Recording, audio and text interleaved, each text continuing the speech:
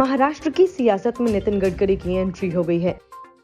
नितिन गडकरी की सक्रियता से महाराष्ट्र की सियासत का तापमान काफी बढ़ गया है।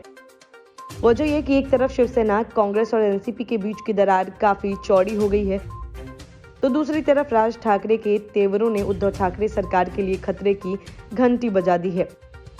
राज ठाकरे के तीखे तेवर और फिर उनके साथ नितिन गडकरी की मुलाकात शिवसेना को मुश्किल में डालने के लिए काफी है।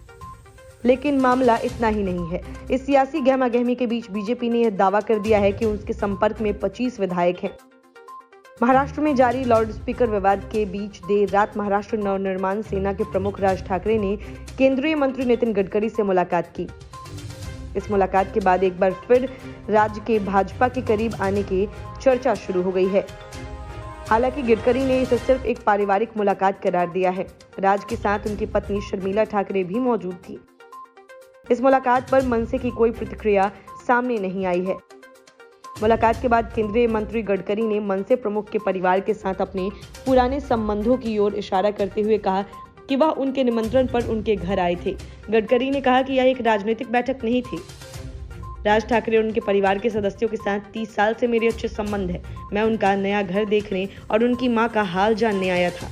यह एक पारिवारिक मुलाकात थी, राजनीतिक नहीं।